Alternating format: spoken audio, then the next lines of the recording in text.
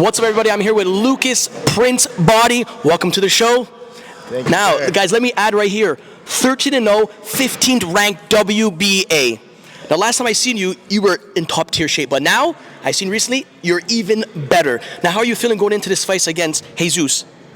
I'm feeling great. Training camp started a couple weeks ago, and things are going well. I got some really good sparring partners here, and we got about 4.5 weeks to go.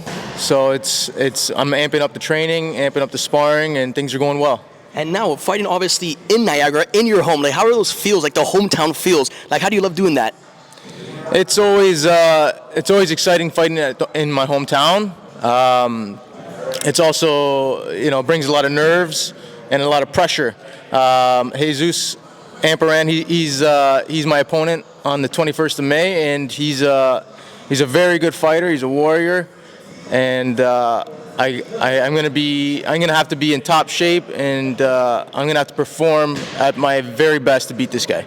And obviously fighting out of the West End gym, obviously with Steve Bailey in your corner, a great trainer. What is your journey with him coming on this road to the next fight? Well, me and Steve work very well together. We got a game plan that we got to execute. So we're working on a lot of things in the gym. And come fight time, I'm going to be ready for the best Jesus that he's going to bring. Exactly. Now, your last fight I seen as well was against Diego, right? Yeah. Now, that was just a hell of a fight.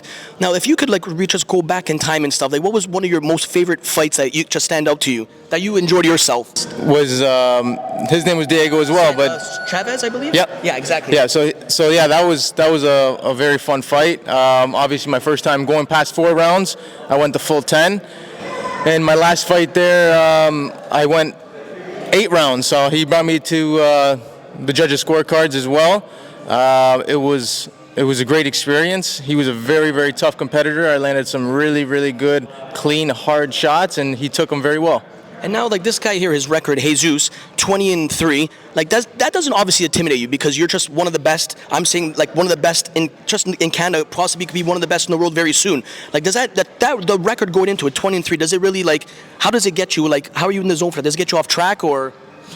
No, I don't let the records bother me too much. I mean, this guy is 20-3. He's never been stopped. He's got 16 knockouts. So he's a power puncher. But, it's what we train for, right? So this is the next step I got to take in my career. Right now I'm in the process of going from a prospect to a contender, and that's what we got to do. Exactly, and you're the talk of the town, legit. And I'm going to say now, so basically, funny, you've obviously fought in Mexico. You fought in, was it Sydney, I believe, as well? Yeah. Yeah, and what one place, obviously you love fighting at home in Canada, but what is the one place that just was really fun to fight out of? My hometown. My hometown is the most fun to fight out of. Just having all your fans watching you, thousands of people. It's quite the high. Yeah, and you get obviously people say the jitters. You get the jitters or the nervousness. How do you just get all that and go in the ring and perform? Because every match I've seen, I did a recap, phenomenal. Top tier. Your performance is always great. So how do you get into that, just zoning out type of thing? You know what? I'm laser focused. I know I got a job ahead of me, and I know what I got to do to beat the guy in front of me. Exactly. And now, what basically makes you, besides everybody else in your division, what makes you just different than everybody else? What makes me different is one, I'm a very high level athlete. And I'm a thinker in the ring, and I don't beat guys with just my speed and power. I outthink my opponents. Exactly. Now, let's say, growing up and stuff, your inspiration. Who are your top fighters watching? Your favorite fighters watching? Growing up was always a Mayweather fan, but also I Canelo. I'm a big fan of Canelo, and Costa Tszyu. Costa Tszyu was a phenomenal fighter. Sugar Shane Mosley is a lightweight. A lot of great fighters I look up to. I take a little bit from everybody. And now if you have to think basically say dream opponent, but not obviously in the future, the past, anybody, just say the past, it could be the Tyson or whoever it may be. Who is your dream opponent if you could pick one or two? Floyd Mayweather. Hear that, guys? Lucas Prince Bahdi versus Mayweather. Imagine that right there. And now let's I'll just take home the bag. I'll take the bag. And now, if people love, the fan question stuff. Obviously, last time you said you love chicken wings. Shout out to Wing Factory because they actually wanted it when I spoke last time. No way. So hey guys, Wing Factory here. You want to come there now?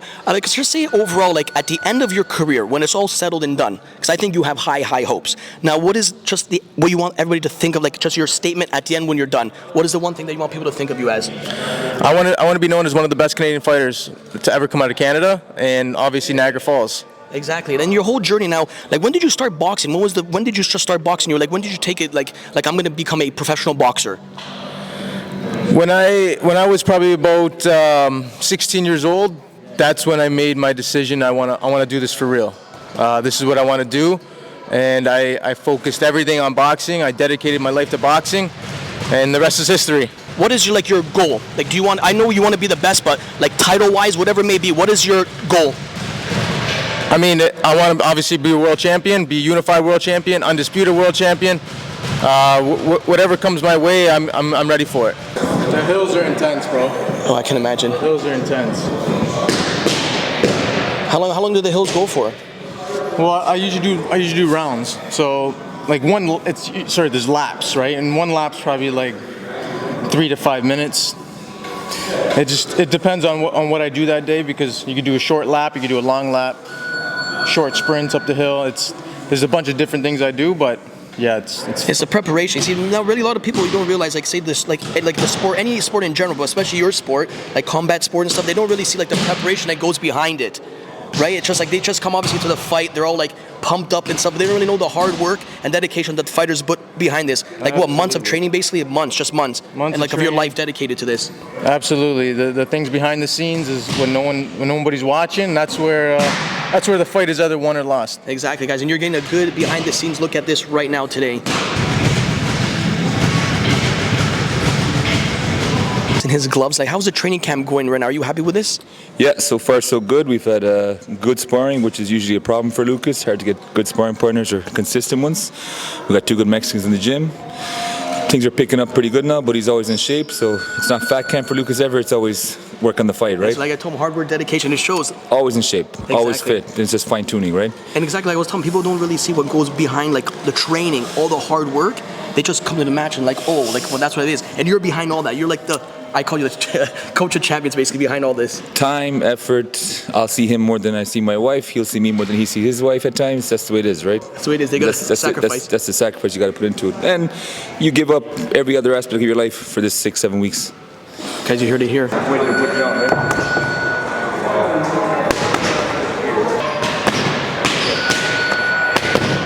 Again, thank you as always. It is going down May 21st, Niagara Falls Convention Center. Lucas Prince Bahdi versus Jesus Amperon. It is going down. Any last words to the fans right there? You're tuning in to the Johnny I Pro Show. See you guys May 21st. Bow, bow.